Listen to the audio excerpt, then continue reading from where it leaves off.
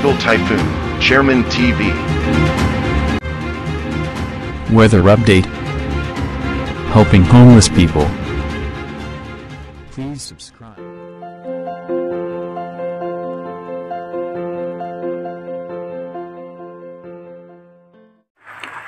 Magandang umaga po. Ito po ang latest update natin ngayong araw, December 11, 2024. Patuloy nga pong nagdudulot ng pagulan itong shear line. Dito nga po sa parte ng Metro Manila, Calabarzon, Bulacan, Nueva Ecija, Aurora, Camarines Sur, Camarines Norte, at Catanduanes. Asahan nga po natin dyan yung mga biglaang pagbuhos ng pag-ulan. Mahina at katamtamang pag-ulan pero paminsan-minsan meron po tayong posibleng malalakas na pag-ulan na mararanasan. Samantalang yung amihan naman o yung northeast monsoon ay apektado naman po niyan ang Cagayan Valley, Apayao, Kalinga, Mountain Province, Ifugao, Ilocos Region, and Central Luzon. Habang ang easterlies naman o yung mainit na hangin na nanggagaling sa dagat Pasipiko, apektado naman po niyan ang parte ng Eastern Samar, Dinagat Island, Surigao del Norte, Surigao del Sur. Kaya iba yung pag-iingat pa rin po sa ating mga kababayan at yung minomonitor nga natin na posibleng bagyo sa ating advanced weather forecast, ito nga po ay stable pa rin at magiging mabagal o slowly yung kanyang movement dito nga po sa may parte ng eastern section ng Mindanao dahil nga po sa shear line at sa northeast monsoon. Dito nga po sa ating rain map animation, so expected nga po natin mamayang alas 11 ng umaga, mataas ang tsansa ng pagulan sa halos buong Mindanao at natitirang bahagi ng Visayas. Ganun din po sa parte ng Palawan. Habang dito naman po sa may eastern section ng Bicol Region, sa Quezon, Metro Manila, asahan natin may mga tsansa ng mga biglaang pagbuhos ng pag-ulan.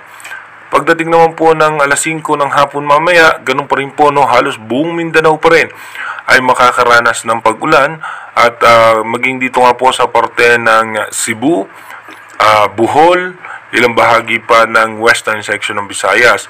Makulimlim na kaulapan naman sa northern portion ng Visayas. At habang ang eastern section naman po ng Bicol Region, kasama po dyan ang Pulilio Island, dito po sa may Quezon, mataas po ang posibilidad na may mga mahina at katamtamang pag-ulan.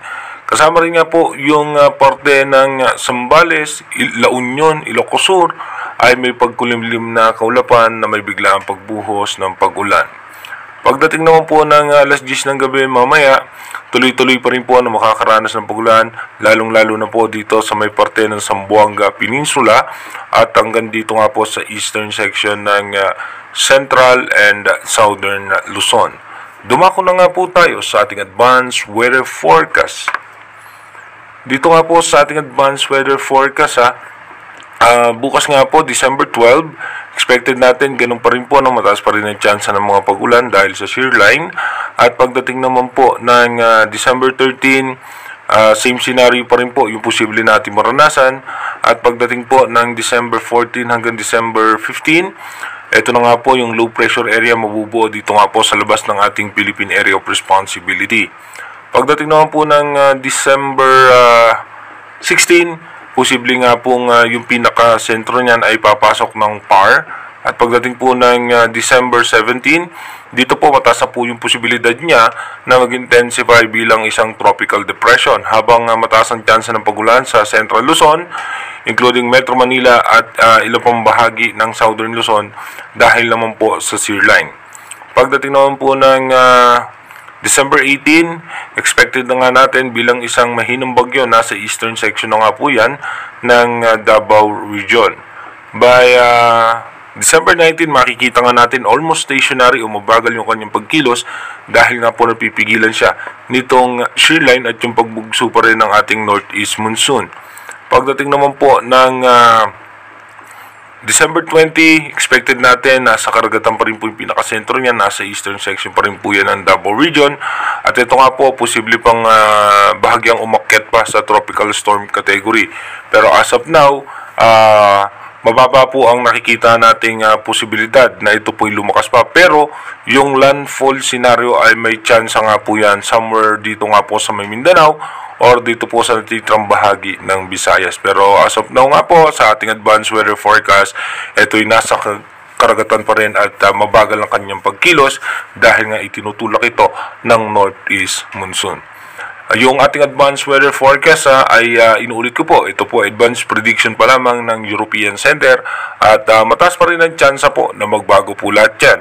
Kaya manatili tayong tumutok sa ating advanced weather forecast para malaman natin yung posibleng sama ng panahon na makakaapekto sa ating bansa. Mag-iingat po tayo palagi. God bless po sa ating lahat.